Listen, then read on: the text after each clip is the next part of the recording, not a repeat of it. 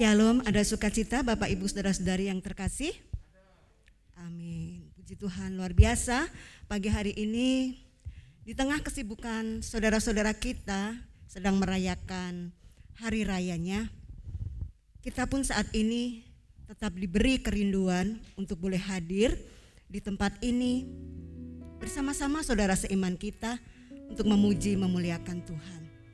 Hari ini tema yang ada di dalam ibadah kita adalah keterbukaan awal dari pemulihan.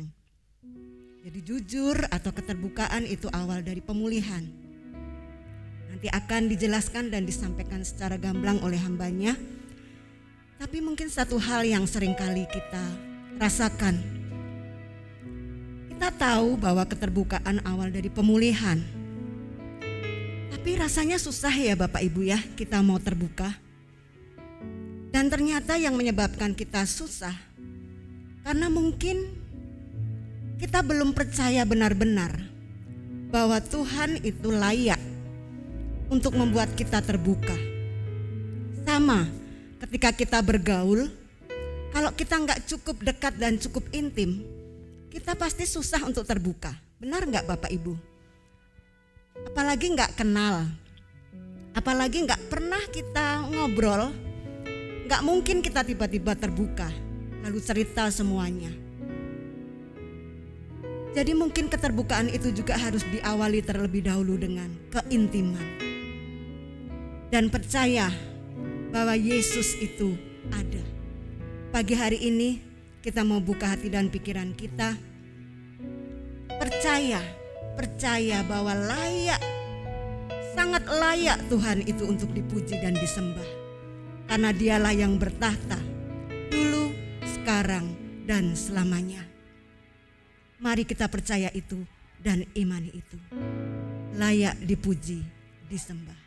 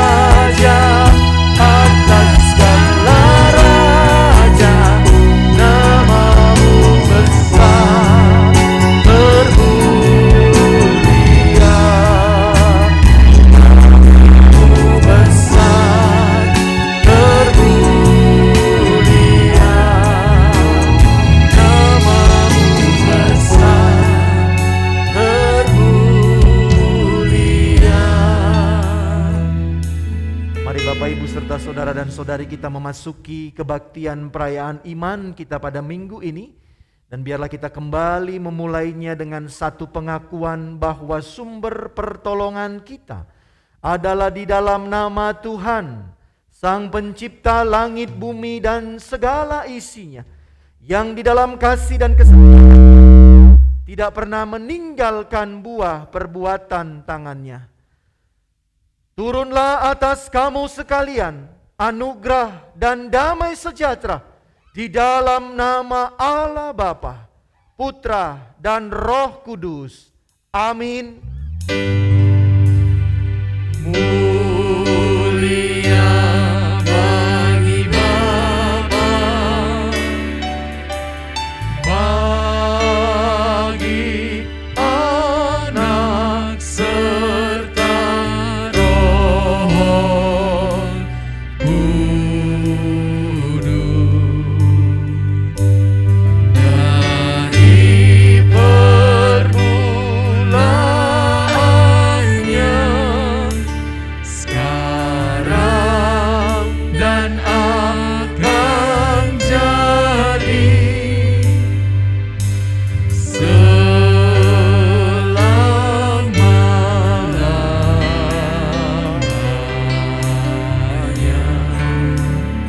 Amin.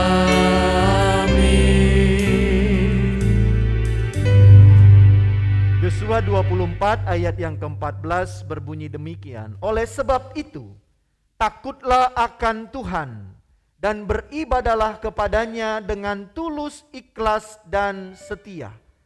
Jauhkanlah Allah yang kepadanya nenek moyangmu telah beribadah di seberang sungai Efrat dan di Mesir, dan beribadalah kepada Tuhan.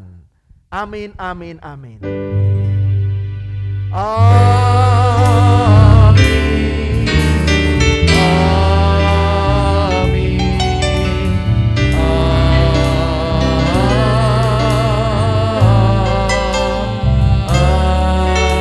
Amin.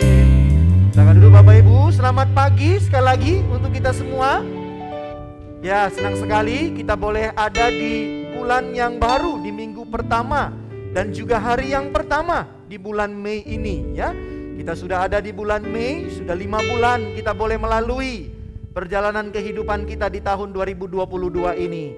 Kita tetap boleh melihat dan merasakan dengan penuh kesungguhan bagaimana Allah yang hidup, Allah yang sungguh mengasihi kita, Allah yang menyertai kita sehingga kita boleh ada di bulan yang baru ini. Nah Bapak Ibu, bulan Mei juga boleh kita ingat sebagai kita adalah keluarga besar Sinode GKMI, maka bulan ini kita rayakan sebagai bulan misi ya, bulan misi. Jadi artinya juga kita harus kembali mengingat gereja itu juga dihadirkan bukan hanya untuk ke dalam, tetapi gereja itu juga dihadirkan untuk keluar menyampaikan kabar baik. Nah itulah bermisi ya, jadi kita bermisi. Nah bermisi itu bukan berarti kita harus pergi ke tempat-tempat yang jauh saja, bukan ke tempat-tempat yang belum mengenal Kristus, tapi misi juga bisa kita lakukan di dalam seluruh kehidupan kita, di keluarga kita, di sekitar kita, di lingkungan kita, dan dimanapun kita berada. Kita bermisi artinya kita menceritakan Yesus yang telah menyelamatkan kita itu dalam seluruh kehidupan kita. Nah karena itu kita dukung juga bulan misi ini. Dalam rencana juga nanti akan ada ya untuk donor darah, membagi darah kita juga untuk setiap orang-orang yang membutuhkan. Dan juga nanti akan ada pemberian sepatu layak pakai dan pakaian layak pakai. Kita rencanakan kita akan hantarkan itu ke Lampung ya. Karena kita sudah diberikan gambaran tujuan oleh PIPKA, lembaga misi kita. Direncanakan bapak-bapak dan mungkin juga nanti ada ibu-ibu yang boleh mendampingi untuk kita boleh menghantarkannya, sekaligus juga boleh bermisi di sana, menjumpai saudara-saudara kita yang ada di pos PIPKA di Lampung. Dan yang berikutnya Bapak Ibu, di tengah-tengah situasi kita saat ini, besok kita akan sama-sama juga dengan saudara-saudara kita merayakan hari besarnya. Jadi mungkin juga ini sudah sebagian besar ada yang hilang, bangku-bangku ini sudah kosong, mungkin sudah ada yang berkunjung ke sanak familinya di berbagai macam daerah. Tetap ingat ya, jaga kesehatan, jaga protokol kesehatannya ya, tetap perhatikan semuanya sehingga kita bisa sehat Dan saya membayangkan ini mungkin pertarungan kita ya untuk menuntaskan pandemi ini. Semoga pasca nanti juga kita merayakan semuanya ini, situasi tetap membaik. Dan kalau itu sudah membaik, sepertinya kemungkinan besar keadaan kita sudah mungkin akan jauh dan jauh lagi lebih membaik. Tapi kalau mungkin nanti setelah 2 minggu setelah pasca itu masih ada peningkatan yang cukup tinggi, berarti kita kembali mungkin harus ya memperhatikan semuanya. Jadi karena itu Bapak Ibu perhatikan semuanya, boleh berlibur, boleh merekreasi, tapi tetap jaga protokol kesehatan kita. Minum vitamin, jaga hati kita, jaga kehidupan kita. Dan juga kalau jangan terlalu banyak nanti makan opor ya. Kolesterolnya juga diperhatikan ya, supaya tidak naik kolesterolnya, berbagilah. Ajak orang supaya tidak hanya sendiri kita menikmati kolesterolnya, berbagi. Pak Budi kemarin sakit dia karena dia makan kambing sendiri gitu ya. Coba dia berbagi, pasti tidak akan naik kolesterolnya. Selamat beribadah, Tuhan Yesus memberkati kita.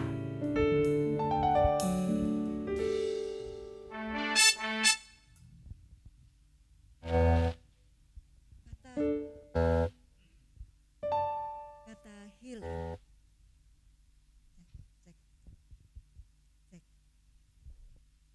Kata healing sepertinya saat ini sedang banyak kita dengar Bapak Ibu Saudara-saudari ya. Jadi ternyata kita mau liburan, kita mau refreshing, kita mau jalan-jalan. Sekarang itu istilah yang baru adalah kita mau healing. Dan saya rasa kata-kata yang muncul itu tidak dengan sendirinya hanya untuk gaul-gaulan gitu ya. Tetapi itu menandakan bahwa saat ini di situasi yang serba masih tanda tanya, masih kita berjuang, masih kita menghadapi hal yang mengkhawatirkan dalam kesehatan kita. Kita semua ternyata butuh healing. Dan hari ini kita mau kupas hal itu. Pemulihan, penyembuhan dari apapun itu. Dari dosa, dari pergumulan, dari kesesakan, dari kelesuan. Tapi tadi saya katakan di awal bahwa pemulihan tidak mungkin terjadi tanpa adanya keterbukaan. Permasalahannya kita mau terbuka dengan siapa? Seringkali itu berkecamuk dalam diri kita. Mau terbuka dengan orang lain? Takut nanti digosipin, ya enggak Bapak Ibu? Nanti dibicarain dengan orang kalau aku terbuka. Dengan Tuhan, saya agak-agak gimana ya kalau ngomong sama Tuhan. Takut jangan-jangan Tuhan responnya itu kadang-kadang tidak sesuai dengan harapan kita. Itu artinya kita belum percaya sepenuhnya bahwa Tuhan tuh layak untuk kita sandarkan diri kita, untuk kita boleh benar-benar percaya dan mau terbuka dengan kita. Nah Bapak Ibu, pagi hari ini tadi kita diingatkan bahwa Tuhan layak untuk dipuji dan disembah. Dan saat ini kita juga mau kuat, kita mau bahwa Tuhanlah satu-satunya kekuatan yang hadir bagi kita. Sehingga kita bisa terbuka dengan Dia. Sehingga kita pun bisa terbuka dengan suami kita. Sehingga kita bisa terbuka dengan saudara-saudara kita, sahabat kita, siapapun itu, tanpa ada rasa takut dan malu untuk digosipin, takut dan malu untuk dicerca. Karena itulah awal dari pemulihan kita. Mari kita nyanyikan, kita puji dengan sepenuh sukacita kita. Terpujilah nama Tuhan. Mari kita nyanyikan dengan bangkit berdiri dan kita nyanyikan dengan penuh sukacita bahwa terpujilah nama Tuhan karena Dia kuat dan penuh kemuliaan. Mari bertepuk tangan Bapak Ibu Saudara-saudari. Terpujilah nama Tuhan, kuat dan penuh kemuliaan. Satu suara kami nyatakan, Suara kami nyatakan, kebesaran-Mu tetap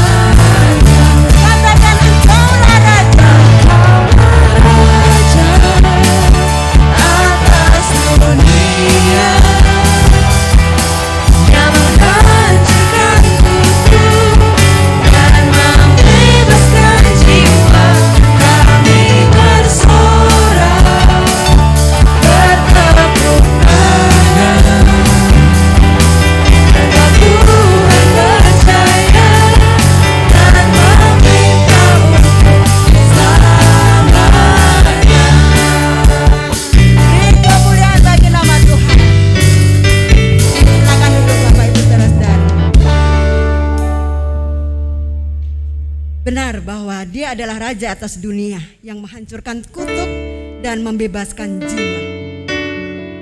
Pertanyaannya bagi kita, benar tidak bahwa Tuhan sudah benar-benar membebaskan jiwa kita? Tergantung dalam diri kita. Seberapa banyak dosa, seberapa banyak pergumulan yang kita lakukan, Tuhan pasti tahu. Dan Tuhan pasti menyaksikan semuanya itu, melihat semuanya. Dan saya percaya bahwa Tuhan tidak ingin kita semua tenggelam dan berlarut-larut di dalam pergumulan kita, di dalam dosa-dosa kita. Dia mau kita datang menghampiri Dia, percaya kepadanya dan membuka diri kita. Dan percayalah, ketika kita mau terbuka, mau datang kepadanya, tuntunan dari Tuhan, kekuatan dari Tuhan, pengharapan yang baru, bahkan mungkin hari yang baru akan kita terima. Oleh karenanya apa yang ada di belakang kita hari ini, mari kita tinggalkan sejenak.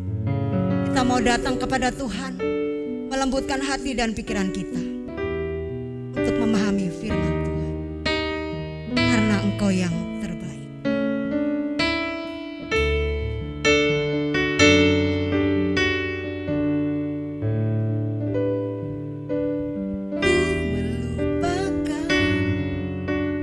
Di belakangku, ku serahkan diriku hanya padamu Yesus, dan ku berlari kepada tujuanku. Kau beriku hari yang baru, yang lama telah berlalu. Rencanamu, oh Tuhan, indah bagiku, tak terbatas oleh pikiranku. Firman-Mu ya dan amin, sumber kekuatan, Kau pengharapanku, Kau terbaik bagi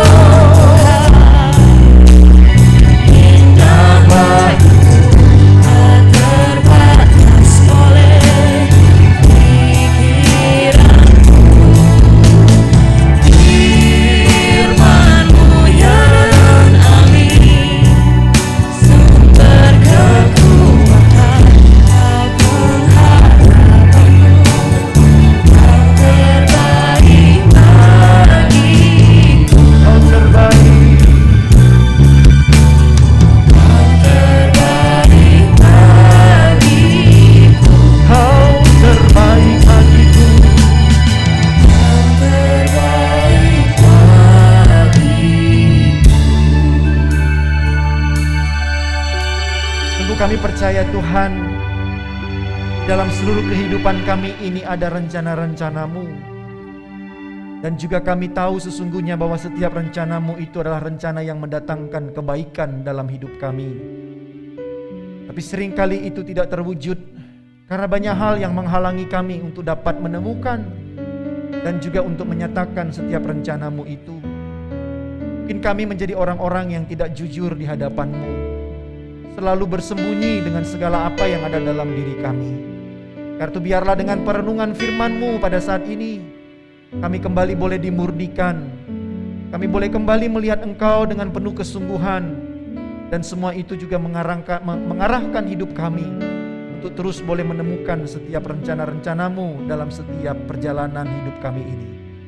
Karena itu Tuhan, hadirlah dan izinkan pula hamba-Mu ini untuk menyampaikan apa yang telah dibaca dan telah direnungkan kepada umat-Mu di tempat ini. Demi Kristus kami berdoa dan memohon. Amin. Silakan dulu Bapak, Ibu, Saudara dan Saudari.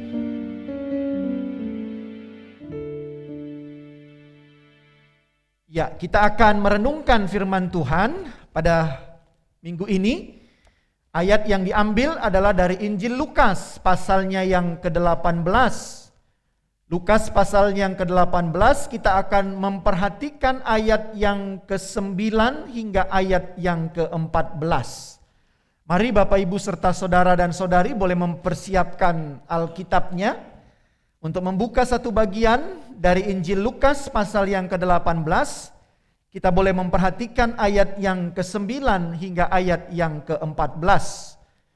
Lembaga Alkitab Indonesia memberi judul perumpamaan tentang orang Farisi dengan pemungut cukai. Saya akan membacakan kepada kita sekalian. Dan kepada beberapa orang yang menganggap dirinya benar dan memandang rendah semua orang lain, Yesus mengatakan perumpamaan ini. Ada dua orang pergi ke bait Allah untuk berdoa. Yang seorang adalah Farisi dan yang lain pemungut cukai. Orang Farisi itu berdiri dan berdoa dalam hatinya begini. Ya Allah, aku mengucap syukur kepadamu karena aku tidak sama seperti semua orang lain. Bukan perampok, bukan orang lalim, bukan penjinah, dan bukan juga seorang seperti pemungut cukai ini. Aku berpuasa 2 kali seminggu. Aku memberikan 1/10 dari segala penghasilanku. Tetapi pemungut cukai itu berdiri jauh-jauh. Bahkan ia tidak berani menengadah ke langit. Melainkan ia memukul diri dan berkata, Ya Allah, kasihanilah aku orang berdosa ini. Aku berkata kepadamu, Yesus berkata kepada mereka, orang ini pulang ke rumahnya sebagai orang yang dibenarkan Allah, dan orang lain itu tidak. Sebab barang siapa meninggikan diri, ia akan direndahkan. Dan barang siapa merendahkan diri, ia akan ditinggikan. Sampai sejauh itu pembacaan firman Tuhan. Berbahagialah kita yang selalu dan selalu memiliki kesetiaan untuk membaca firman Tuhan, merenungkannya, dan juga mau menjadi orang yang setia berjuang dengan penuh kesungguhan untuk menyatakan dan mewujudkan firman itu di dalam seluruh kehidupan setiap saat. Ya Bapak Ibu, memang bulan kita belum bulan Agustus. Kita masih ada di bulan Mei. Ya, bulan Agustus adalah bulan kemerdekaan kita. 17 Agustus 1945.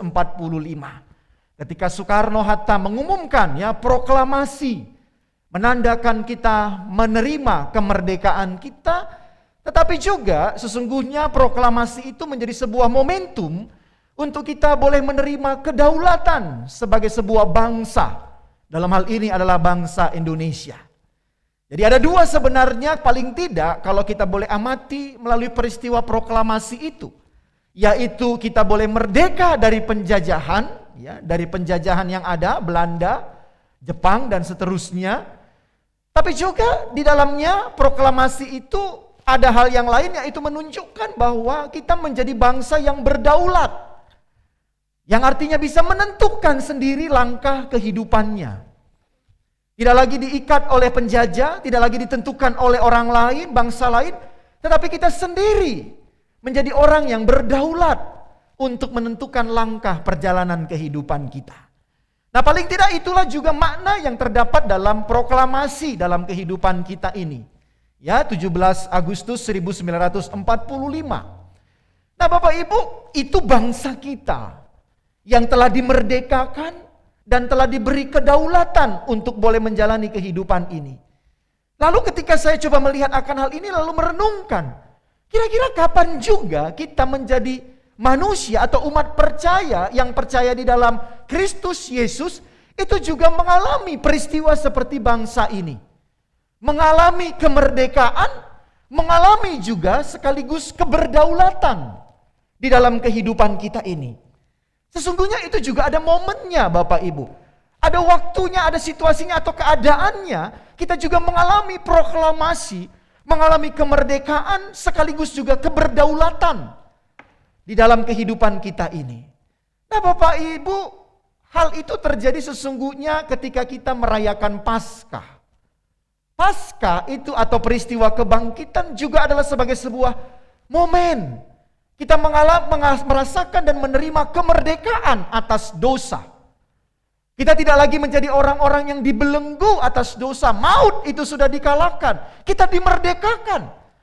Sebelum Paskah kita menjadi orang-orang yang dijajah. Kita orang-orang yang dikuasai. Bukan dengan bangsa lain tetapi oleh maut, oleh iblis, oleh kematian yang kekal itu.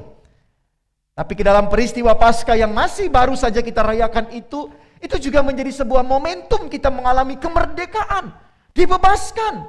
Ketika Yesus yang telah tersalib pada hari yang ketiga itu bangkit dari antara orang mati. Itu membuat kita mengalami kemerdekaan atas dosa. Tetapi juga Bapak Ibu sekaligus yang terjadi dalam bangsa ini boleh berdaulat. Tetapi dalam hal ini Paskah itu juga membawa kita atau mengizinkan kita, membuka diri kita untuk juga mengizinkan Allah itu menjadi Allah yang sepenuhnya berdaulat atas kehidupan kita. Jadi kalau dalam refleksi yang kita boleh renungkan Bapak Ibu, Paskah itu bukan hanya berbicara bahwa kita telah dibebaskan daripada dosa saja, tetapi juga sekaligus Paskah itu membuat diri kita atau hidup kita ini yang telah dimerdekakan itu kita letakkan di hadapan Tuhan dan kita mengizinkan Allah untuk menjadi Allah yang berdaulat secara penuh dalam diri kita. Tapi dalam hal ini berdaulat itu bukan berarti Allah yang menjajah. Tapi karena kita sudah menerima anugerah pembebasan itu daripada dosa, maka dengan sukacitalah hendaknya kita juga mengizinkan Allah itu untuk menjadi Allah yang berdaulat, berkuasa penuh dalam kehidupan kita. Ya, boleh diklik, kok hang. Ya, nah itulah yang sepertinya juga dikatakan oleh Rasul Paulus di dalam Roma 11 ayat 36. Yang melihat bahwa segala sesuatu ini adalah dari Dia dan oleh Dia. Dan karena itu, oleh karena Dia dan dari Dia, maka kepada Dialah seluruh hidup ini diserahkan. Bagi Dialah kemuliaan itu sampai selama-lamanya. Melihat hidup bukan lagi menjadi sebuah melihat hidup dalam sudut pandang yang lama. Tetapi orang yang telah mengalami kemerdekaan daripada Allah melalui peristiwa kebangkitan itu mempunyai sebuah kesadaran baru dalam melihat memotret kehidupan ini, bahwa seluruh kehidupan ini berasal daripada Dia dan oleh Dia, dan karena itu dikembalikan kepada Dia, dan bagi Dialah kemuliaan sampai selama-lamanya. Nah, Bapak Ibu, hal ini mengandung konsekuensi dalam kehidupan kita sesungguhnya. Ketika kita sudah merayakan kemerdekaan dan keberdaulatan Allah atas hidup itu, paling tidak Bapak Ibu, Allah yang telah memerdekakan kita dan Allah yang telah berdaulat dalam kehidupan kita ini, sesungguhnya ada beberapa hal yang harusnya kita sadari. Yang pertama adalah ketika kita menyadari bahwa Allah itu telah memerdekakan kita dari dosa, dan Allah itu juga menjadi Allah yang berdaulat, berkuasa penuh, merajai kehidupan kita, maka ada konsekuensi yang sesungguhnya terjadi dalam kehidupan kita. Yaitu apa? Bahwa Allah itu menjadi Allah yang kita izinkan untuk menjadi Allah yang memerintah secara penuh dalam diri kita. Kita izinkan dia menjadi Allah yang memerintah secara penuh dalam diri kita. Nah, karena itu berarti apa Bapak Ibu Saudara dan Saudari? Ketika Allah itu menjadi Allah yang memerintah secara penuh dalam diri kita, maka sesungguhnya tidak ada lagi ruang-ruang yang kosong yang tidak dikuasai oleh Allah. Ketika kita juga mengalami kemerdekaan tadi, kita berdaulat, maka sesungguhnya seluruh tanah ini, dimanapun tanah yang masuk dalam bangsa ini, itu menjadi milik kita. Kalau kita sebagai bangsa itu berdaulat, sesungguhnya semua tanah, semua ruang, bahkan sampai lautan dalam zona eksklusif ekonomi, itu semua menjadi daulat dan kedaulatan dari bangsa ini. Nah, sama juga dengan sedemikian rupa ketika Allah itu telah memerdekakan kita. Dan Allah itu juga menjadi Allah yang berdaulat, maka Allah itu menjadi Allah yang kita izinkan secara seluas-luasnya untuk mengisi dalam kehidupan kita, memerintah dalam kehidupan kita, dan akhirnya sesungguhnya tidak ada lagi ruang kosong atau hal-hal yang pribadi yang menjadi milik kita sepenuhnya. Semuanya menjadi milik Tuhan. Nah Bapak Ibu, hal yang kedua yang kita juga boleh lihat ketika Allah itu yang telah memerdekakan kita, maka juga ketika kita telah menjadi sadar bahwa Allah itu memerintah secara penuh, tidak ada lagi ruang kosong dalam diri kita, maka saya merenungkan Allah yang telah memerdekakan dan Allah yang berdaulat atas hidup kita itu, maka sesungguhnya dia menjadi pribadi, menjadi sosok Allah yang bisa sekehendaknya menyatakan kuasanya atas hidup kita ini. Sekehendaknya Bapak Ibu. Nah ini hal yang penting yang juga perlu kita sadari. Ketika Allah memerintah itu dengan berdaulat atas hidup kita, maka dia menjadi Allah yang bisa sekehendaknya, semaunya untuk menyatakan kuasanya atas kehidupan ini. Nah itu bukan hanya kehendaknya, itu bukan hanya dalam kisah mukjizat. Bukan hanya dalam kisah kesembuhan, bukan hanya dalam kisah kesuksesan. Namun juga Bapak Ibu, kalau kita menyadari Allah itu yang telah memerdekakan kita, Allah yang telah berdaulat sepenuhnya dalam diri kita, tidak ada lagi ruang-ruang dalam kehidupan kita ini menjadi milik kita sepenuhnya, tetapi seluruh ruang-ruang kehidupan kita ini dikuasai oleh Allah, maka itu juga mewujud dalam peristiwa sakit, derita, kegagalan, itu juga menjadi ruang bagi Allah untuk menunjukkan kemerdekaan dan keberdaulatannya. Nah, kadang kita melihat Allah itu yang menguasai kehidupan kita itu hanya selalu identik dalam hal kita dipenuhi dengan segala keinginan-keinginan kedagingan kita. Apa itu? Yaitu mukjizat, kesembuhan, kesuksesan. Tetapi kita sering alpa untuk melihat bahwa juga Allah bisa berdaulat di dalam semua kisah kehidupan kita, termasuk ketika kita juga mengalami sakit, mengalami penderitaan, mengalami segala hal yang tidak menyenangkan dalam diri kita, itu juga menjadi ruang dalam kehidupan kita. Itu juga menjadi bagian dalam kehidupan kita ini untuk menunjukkan tentang kemerdekaan dan keberdaulatan Allah itu. Hal ini saya temukan Bapak Ibu beberapa hari yang lalu ketika merenungkan, mendengarkan perenungan firman Tuhan. Oh iya ya, seringkali kita punya konsep Allah, pemahaman Allah. Kalau kita memang melihat Allah itu yang sudah memenangkan kehidupan kita, maka Allah itu seharusnya kita izinkan untuk melakukan semua apapun dalam hidup kita. Dan semua yang dilakukan oleh Allah itu bukan hanya berbicara tentang kenikmatan-kenikmatan kehidupan kita ini. Bukan hanya baru menunjukkan Allah itu berdaulat kalau Allah itu telah membuat hidup kita sukses. Kalau semua jalan kita itu jalan tol, baru kita sembah Allah itu sebagai Allah yang berdaulat, berkuasa, memerdekakan kita. Lalu ketika kita hidup dalam pergumulan, kita berkata, di mana Allah? Apakah Allah itu hidup? Tapi sebaliknya Bapak Ibu, kalau Allah itu adalah Allah yang telah memerdekakan engkau dan saya, maka izinkan juga dia menjadi Allah yang sungguh-sungguh berdaulat. Dan di dalam kedaulatannya itu engkau juga mengizinkan untuk dia menyatakan segala kehendaknya.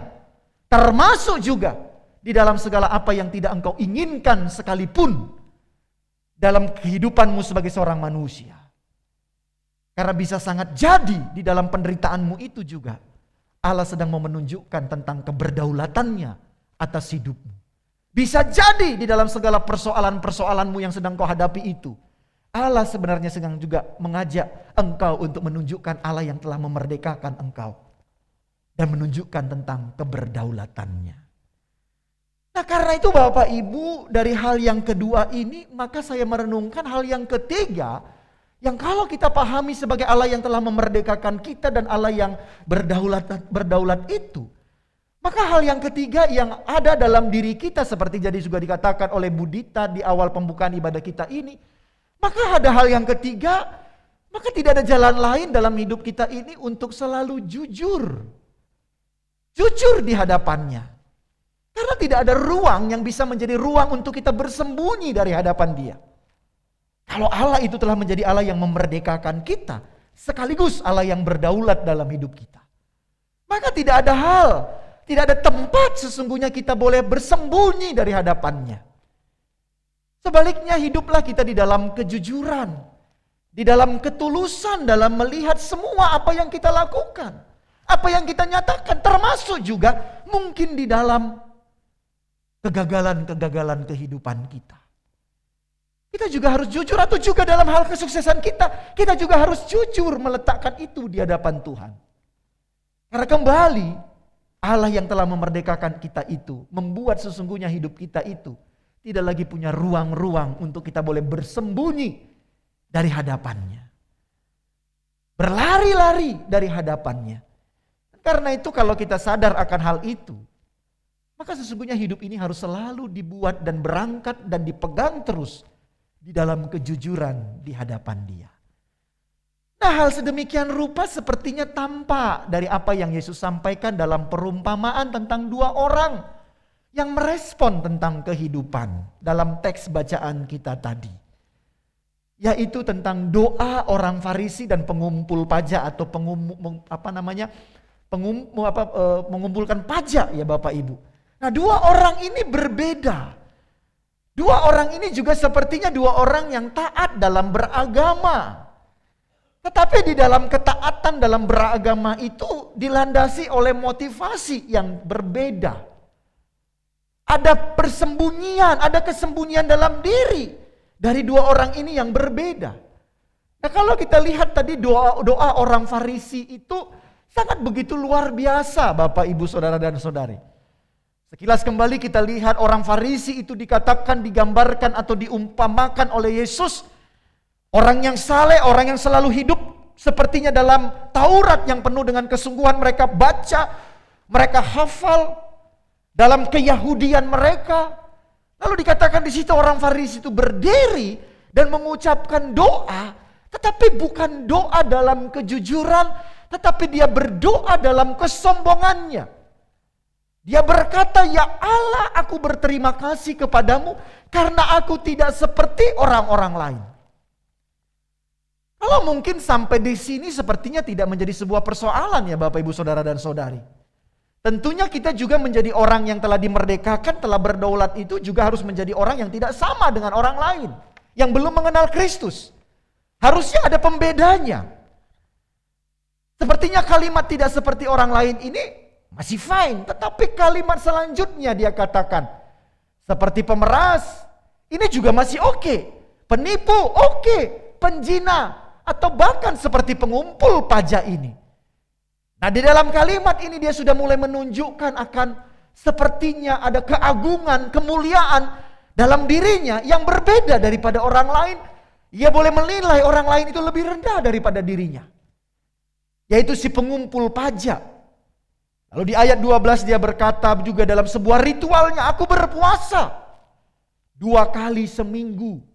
Aku memberikan 1/10 dari seluruh penghasilanku." Ia ingin menunjukkan keberadaan dirinya. Ia ingin show di hadapan Tuhan. Ia ingin show dengan semua laku kehidupan keimanannya. Ia ingin show, tetapi sebaliknya Bapak Ibu Saudara dan Saudari, sangat bertolak belakang sekali dengan doa si pengumpul pajak itu. Dia berkata dalam doanya, akan tetapi si pengumpul pajak itu berdiri agak jauh. Ia tidak berani dekat. Mungkin untuk mendekati area mimbar ini. Karena merasa ada hal yang kurang baik dalam dirinya. Bahkan dikatakan ia tidak berani untuk memandang ke langit. Sebaliknya ada sebuah sikap penyesalan dalam dirinya dengan ia memukul-mukul dadanya sambil berkata, "Ya Allah, berbelas kasihanlah kepadaku." Dan ia melabelkan dengan jujur dirinya adalah pendosa. Ia melabelkan dirinya bukan dengan kesombongan seperti si Farisi tadi yang tidak pernah memeras, menipu, tidak pernah berzina. Bahkan ia adalah orang yang sepertinya orang Farisi tadi, melakukan ritual keagamaannya begitu luar biasa, berpuasa, memberikan 1/10. Tetapi si pengumpul pajak ini, dia berkata, "Ya Allah," hanya dalam kalimat pendek, "berbelas kasihanlah kepadaku si pendosa ini." Bapak Ibu Saudara dan Saudari, Farisi itu menyombongkan segala yang ada dalam dirinya. Dalam segala jati dirinya. Tetapi sebaliknya si pemungut cukai menyadari akan apa yang sudah dilakukannya dalam kehidupannya. Ia memang menjadi seorang pribadi yang telah menindas orang-orang yang ada. Dengan memaksa setiap orang itu untuk membayar pajak. Walaupun mungkin orang-orang itu sebenarnya tidak mampu. Karena dia juga mendapatkan tekanan daripada sang pemimpinnya. Kekaisaran Romawi pada saat itu. Sehingga ia harus memaksakan untuk mengumpulkan semua pajak dari setiap masyarakat yang ada pada saat itu. Dan dia tahu itu adalah sebuah sikap yang penuh dengan dosa. Bapak Ibu Saudara dan Saudari, ini yang perlu kita lihat. Si pengumpul pajak itu ia jujur di hadapan Tuhan.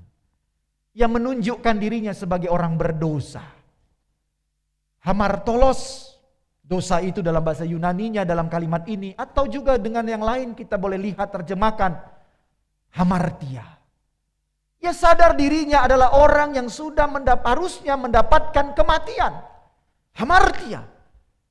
Dan tak layak lagi untuk menjalani kehidupan ini. Ia sudah tidak layak lagi karena semua sikapnya. Ia tahu dia tidak bisa bersembunyi dengan semua laku yang ia lakukan. Dan ia tahu semua yang dia lakukan ini sesungguhnya adalah salah, tidak benar di hadapan Tuhan. Karena itu ia tidak punya ruang untuk membela lagi di hadapan Tuhan.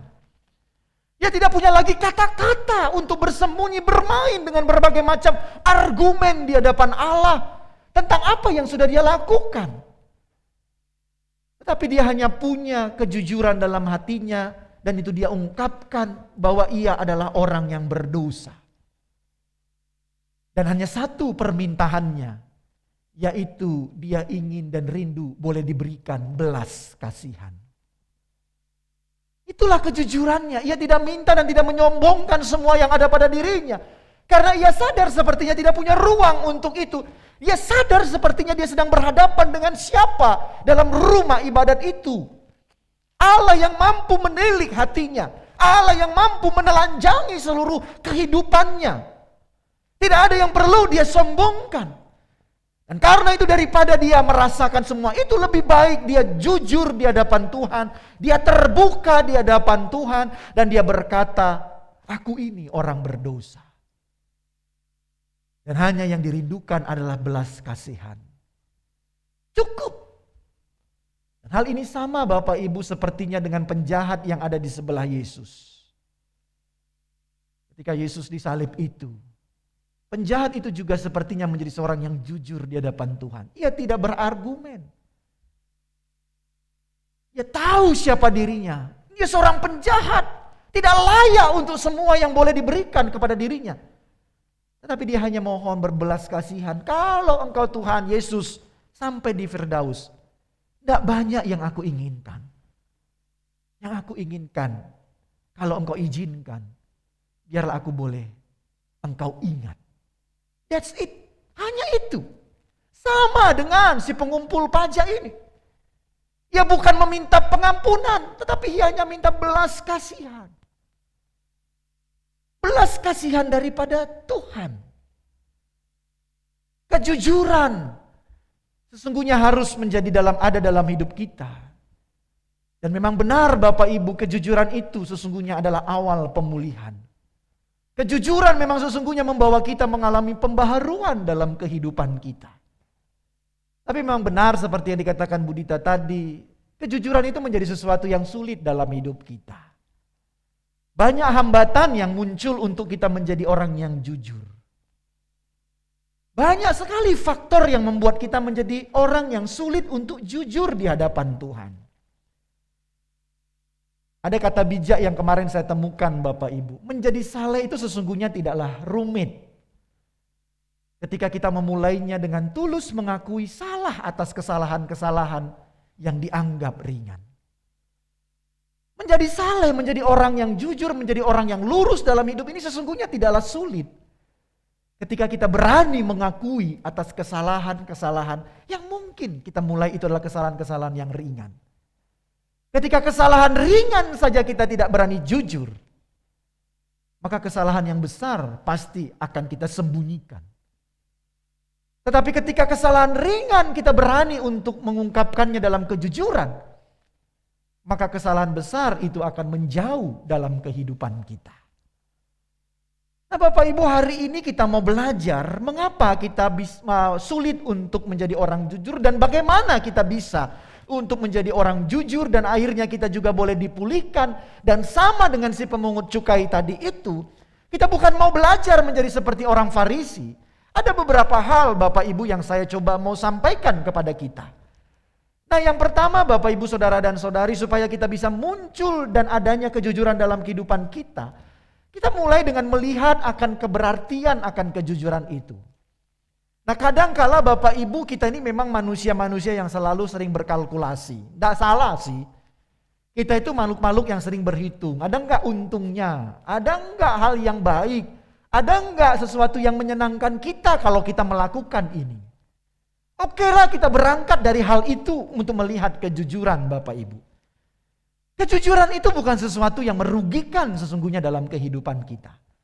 Nah saya membaca Amsal 11 ayat yang ke-11 berkata, berkat orang jujur memperkembangkan kota, tetapi mulut orang fasik meruntuhkannya.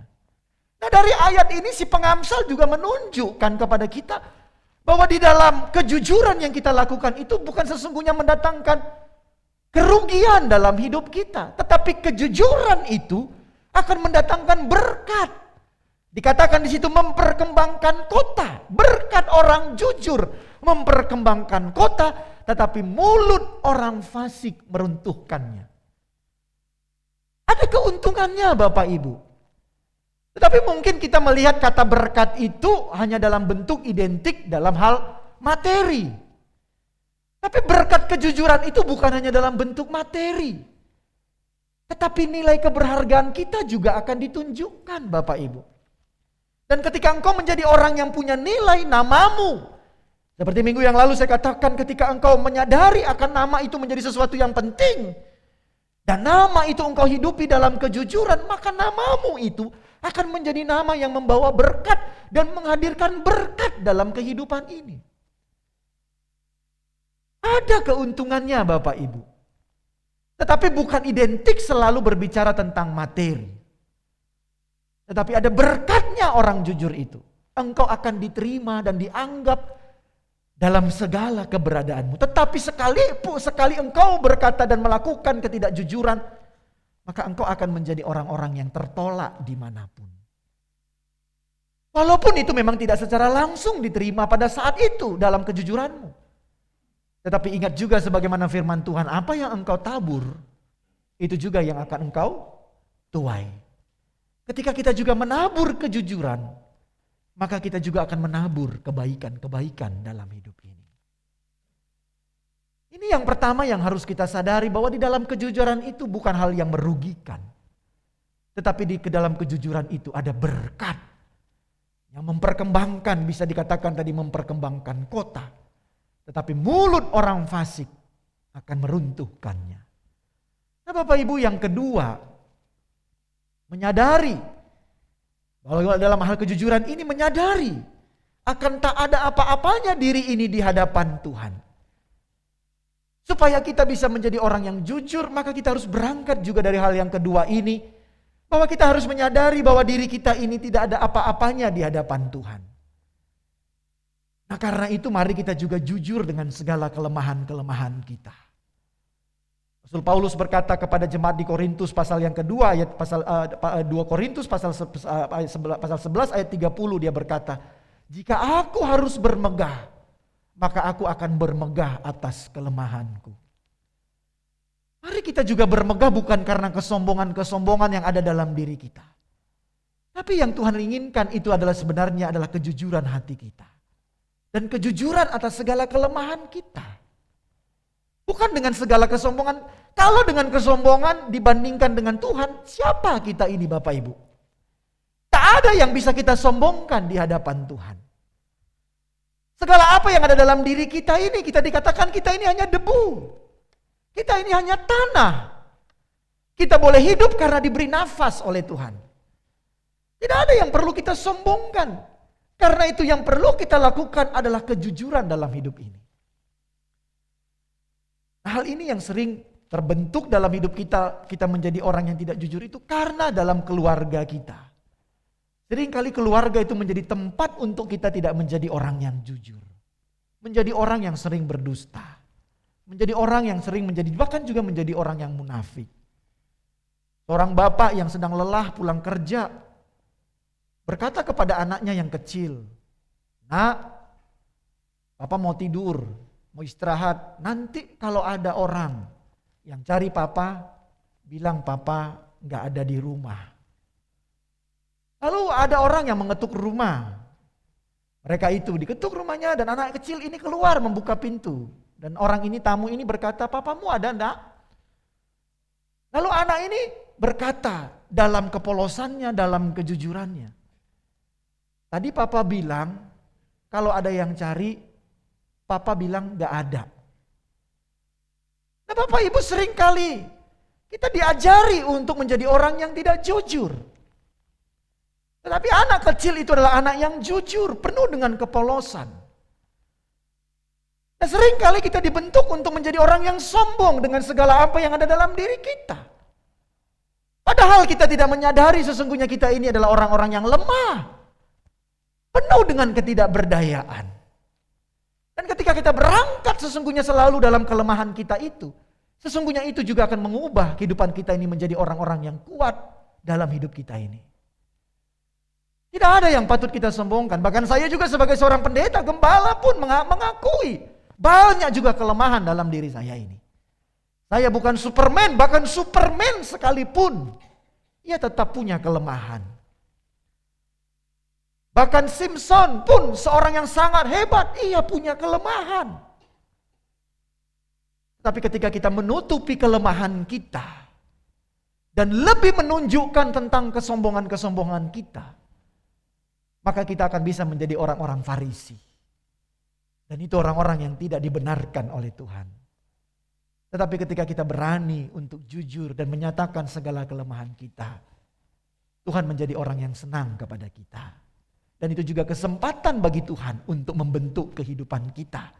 Dan itu juga menjadi tempat bagi Tuhan untuk berdaulat secara penuh, mengarahkan dalam kehidupan kita. Nah Bapak, Ibu, Saudara dan Saudari, yang terakhir dalam kejujuran itu, kita perlu menyadari kembali akan kemerdekaan dan keberdaulatan Allah atas diri yang secara absolut dan mutlak dalam kehidupan kita. Jadi kembali kalau kita mau belajar jujur dan mau mengalami pemulihan dalam hidup ini, maka tidak ada jalan yang lain, kita harus meletakkan Allah itu menjadi Allah yang berdaulat secara absolut dan mutlak dalam kehidupan kita. Tidak ada lagi tanda koma. Tetapi Allah yang berdaulat itu harus menjadi Allah yang dalam tanda titik dalam kehidupan kita. Amsal 3 ayat 5 dan 6 berkata, "Percayalah kepada Tuhan dengan segenap hatimu dan janganlah bersandar kepada pengertianmu sendiri. akuilah dia dalam segala lakumu. Maka dikatakan kalimat selanjutnya, maka ia akan meluruskan jalanmu.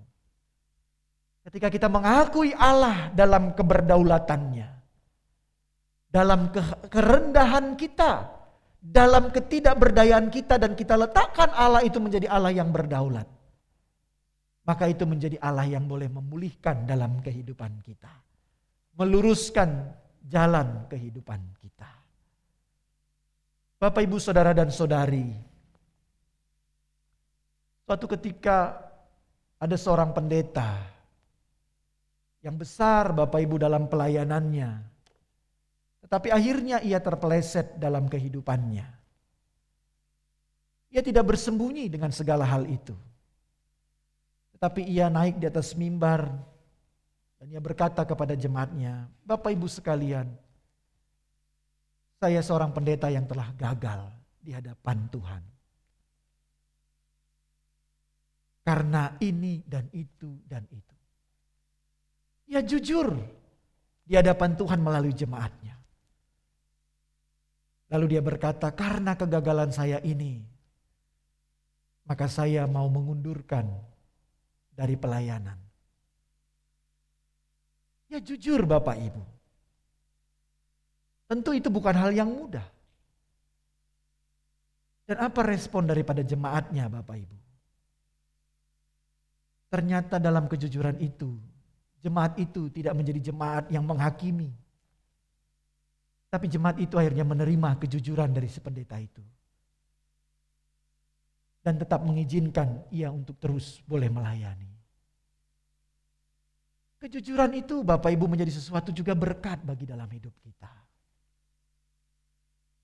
Dan bisa kita dapatkan itu ketika kita kembali meletakkan Allah sebagai Allah yang telah memerdekakan kita. Allah yang kita izinkan menjadi Allah yang berdaulat.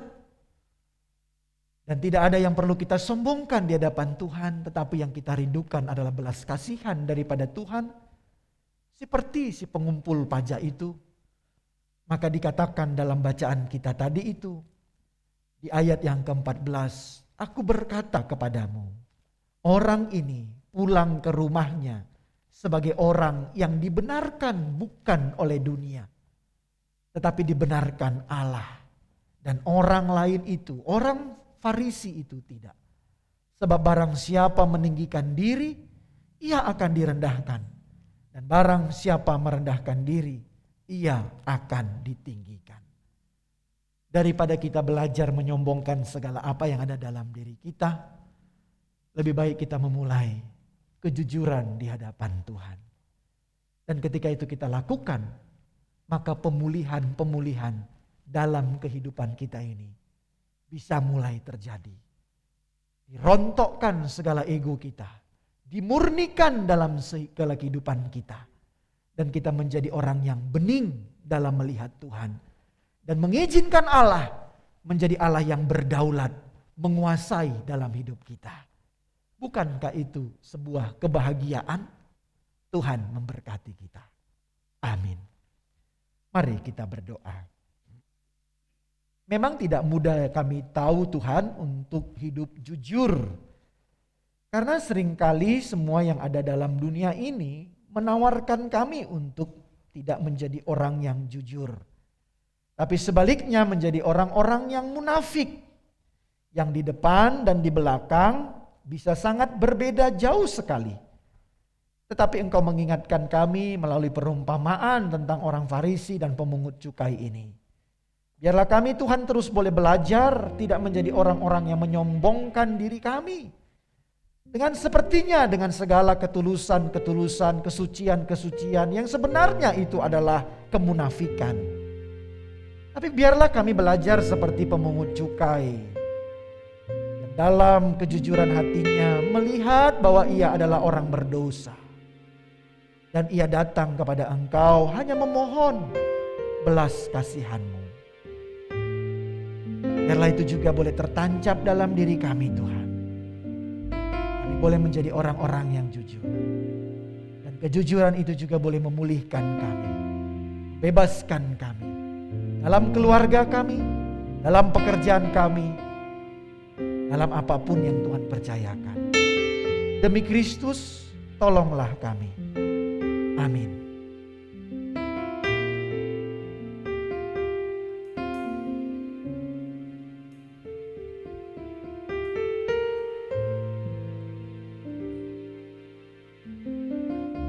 Iman kita saat ini sudah disegarkan melalui firman Tuhan yang sudah disampaikan. Dan saat ini kita mau mengucap syukur karena kebaikan Tuhan yang teramat banyak bagi kita. Melalui persembahan yang sudah kita persiapkan dari rumah masing-masing.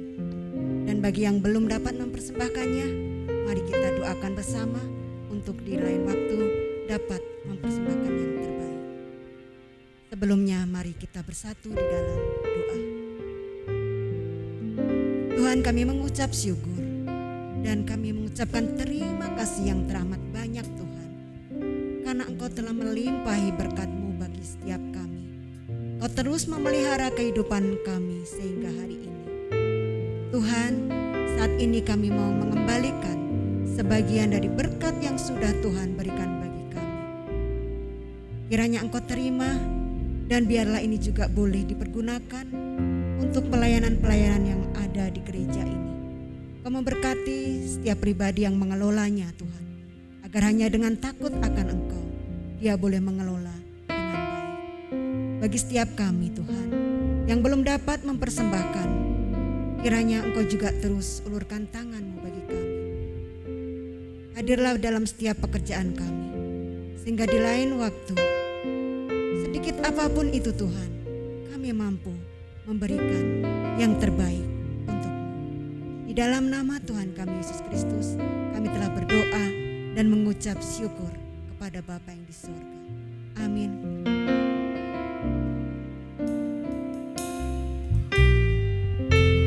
Kita persiapkan hati dan pikiran kita untuk mempersembahkan persembahan ini dengan pujian. Ku bawa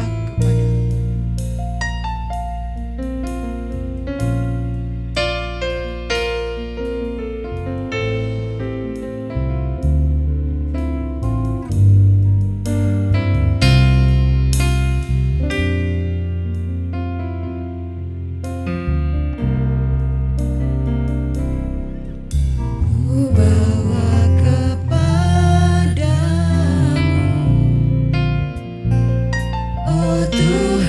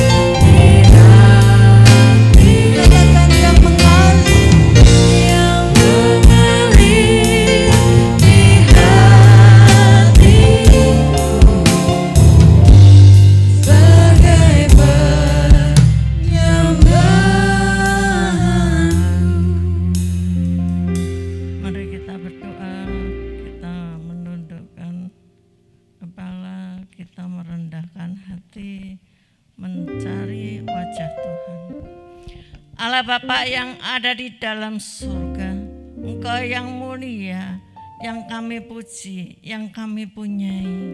Terima kasih Tuhan, Engkau sudah mengangkat kami ya Tuhan sebagai anak-anak-Mu yang Kau kasih. Kau tebus dengan kuasa darah-Mu yang sempurna. Tuhan, pagi ini kami sangat bersyukur karena Engkau masih memberi kesempatan kami untuk beribadah, mencari wajah Tuhan. Tuhan, kami terbuka semuanya di hadapan-Mu, sebab kami tahu Engkau mempunyai kedaulatan penuh di dalam hidup ini. Terima kasih ya Tuhan, biar kasih setia-Mu, kemurahan-Mu selalu ada pada jemaat-Mu dan semua umat pilihan-Mu. Tuhan, sampai sejauh kini ya Tuhan, Engkau memelihara rumah-Mu di sini ya Tuhan, di gereja ini ya Tuhan, bersama jemaat keluarga-keluarga dari usinda sampai sekolah minggu. Itu semua karena anugerah-Mu.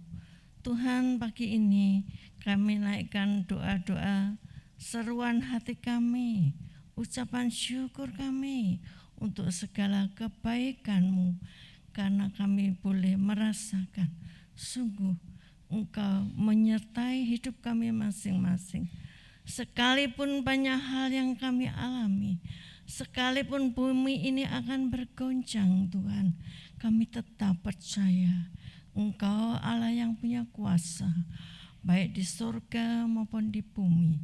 Bagian kami adalah Tuhan, untuk tetap percaya akan janji-janji-Mu yang murni, untuk percaya dan setia kepada-Mu.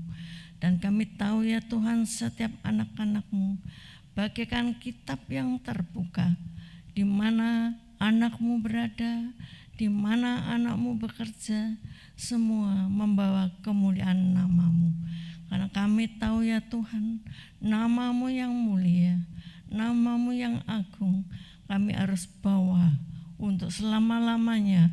Bahkan nama-Mu yang membawa keselamatan bagi setiap orang yang tahu bahwa Engkau adalah memiliki keselamatan yang kekal yang sudah Kau berikan bagi kami.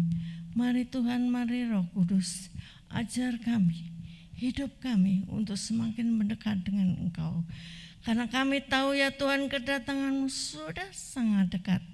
Biarlah kami menjadi orang yang bijak, mempunyai persiapan di dalam banyak hal, sehingga kami boleh menjadi anak-anak-Mu, kesukaan Tuhan, yang selalu memuliakan Tuhan, takut akan perintah-perintah-Mu, dan melakukan apa yang menjadi kesenangan-Mu Tuhan. Kami percaya Tuhan, Engkau Allah yang hidup, dan kami percaya kami di bumi Engkau membedakan benar orang benar dan orang fasik. Karena kami dibenarkan oleh kuasa darah-Mu, ditebus oleh darah-Mu. Engkau membawa kami di dunia ini adalah di dalam kerajaan-Mu di bumi ini. Maka kami percaya Tuhan, Engkau selalu memelihara kami. Kami selalu ingin untuk lebih dekat kepada-Mu. Karena janji-Mu sendiri ya Tuhan, Engkau tidak pernah membiarkan, meninggalkan anak-anak-Mu yang selalu berada dekat dengan Engkau. Terima kasih Tuhan untuk pemeliharaan-Mu, untuk gereja-gereja-Mu, untuk umat-Mu, untuk keluarga-keluarga. Kadang mereka ada yang sakit, mereka yang tidak memiliki pekerjaan, mereka yang putus asa. Tapi Engkau Tuhan, mereka bahkan ada yang tersesat, tapi Engkaulah gembala kami yang baik, yang membawa pulang anak-anak-Mu kembali kepada-Mu, kepada kandang-Mu ya Tuhan. Karena inilah kesempatan untuk pertobatan. Kami berdoa juga untuk bangsa dan negara ini, di mana Engkau tempatkan kami di tempat ini Tuhan. Biarlah hati kami senantiasa punya kerinduan, membawa keselamatan bagi banyak orang, ikut menyejahterakan ya Tuhan orang-orang yang di dekat kami. Sudah saatnya kami tidak mementingkan diri kami sendiri. Kami harus belajar berbagi kepada mereka. Karena di sana banyak hal penderitaan yang terjadi. Di luar sana Tuhan, banyak orang yang harus kami kasih. Terima kasih Bapa. Biarlah Engkau memberikan kepada kami hati Bapa, hati yang mengasihi saudara, mengasihi orang-orang di sekitar kami. Sebab kami tahu ya Tuhan, anak-anak-Mu Kau berikan Roh Kudus-Mu. Anak-anak-Mu Kau penuhi dengan kasih-Mu yang sempurna, yang tidak bisa dibalas oleh apapun. Terima kasih ya Tuhan. Biarlah kami terus berjalan dalam kebenaran-Mu, supaya kami menikmati ketentraman, menikmati kebenaran-Mu, kami menikmati damai sejahtera-Mu. Tuhan, kami berdoa juga untuk nanti pemilihan umum untuk bangsa dan negara ini ya Tuhan. Kami sebagai anak-anak-Mu, kami percaya di Indonesia ini banyak orang yang berseru-seru kepada-Mu ya Tuhan, memintakan belas kasihan untuk bangsa ini, untuk pemulihan baik dalam kesehatan, pendidikan, keamanan, ekonomi dan segalanya. Kami percaya Tuhan, Engkau sayang Indonesia ini. Kami percaya Tuhan, biar setiap umat-Mu terus bersyukur dan memuji kepada-Mu ya Tuhan, sebab Engkau layak menerimanya. Engkaulah Tuhan bagi kami, Engkaulah segalanya bagi kami ya Tuhan. Biar kami boleh menemukan pemimpin yang baik nanti di tahun 2024 Tuhan. Kami hanya dapat berdoa, dan Tuhan tahu ketidakberdayaan kami adalah pekerjaan Tuhan untuk menolong kami di dalam keluarga kami, di dalam bangsa ini ya Tuhan. Kepada-Mu kami serahkan semuanya, karena kami sangat percaya Engkau Allah yang punya kuasa baik di langit maupun di bumi. Terima kasih Tuhan, terima kasih. Terpujilah nama-Mu selama-lamanya. Di dalam nama Yesus kami percayakan semuanya. Amin.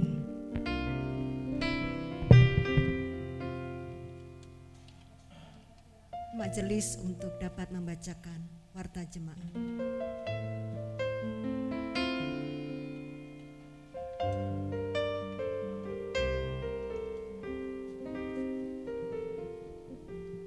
Selamat pagi. Selamat pagi Bapak Ibu Saudara. Warta gereja. Warta gereja.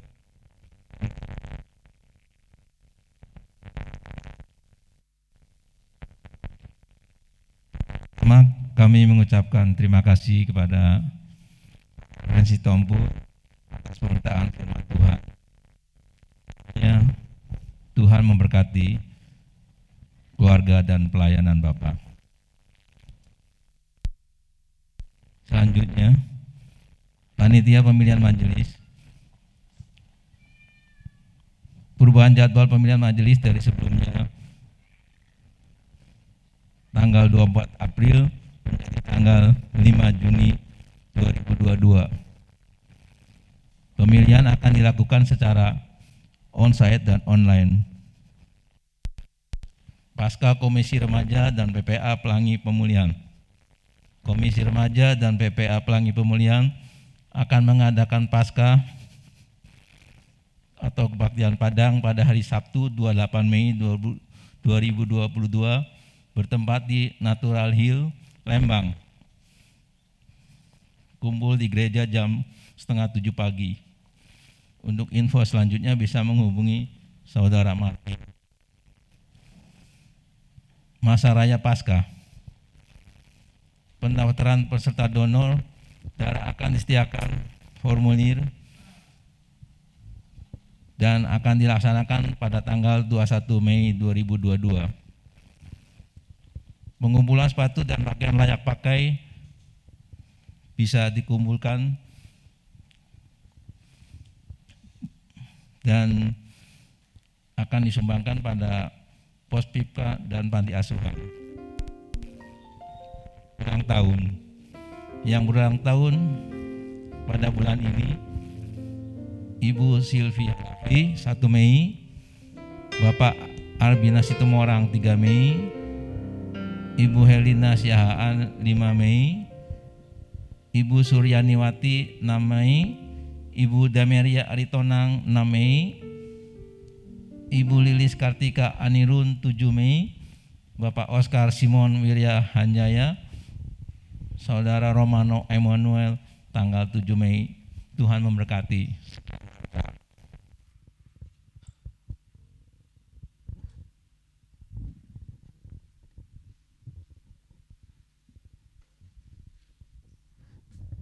Tadi ada kucing yang mau beribadah ya Bapak Ibu ya. Mari kita bangkit berdiri.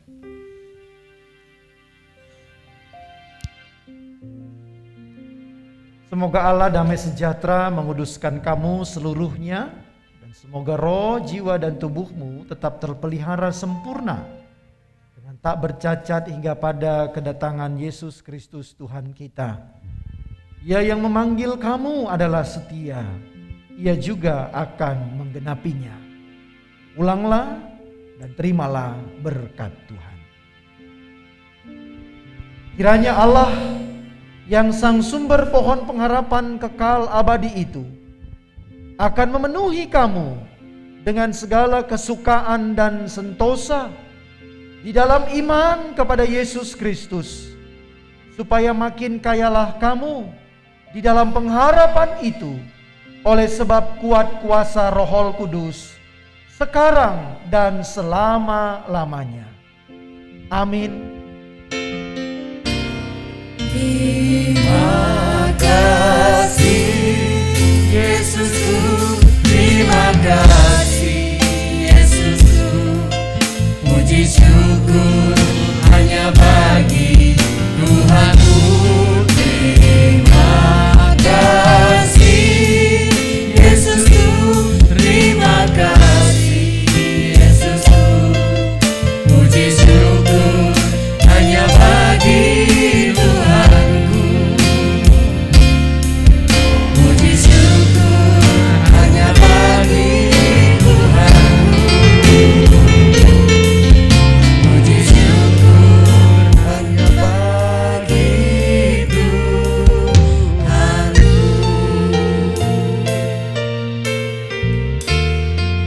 Selamat hari Minggu, selamat menikmati liburan. Tuhan Yesus memberkati kita sekalian.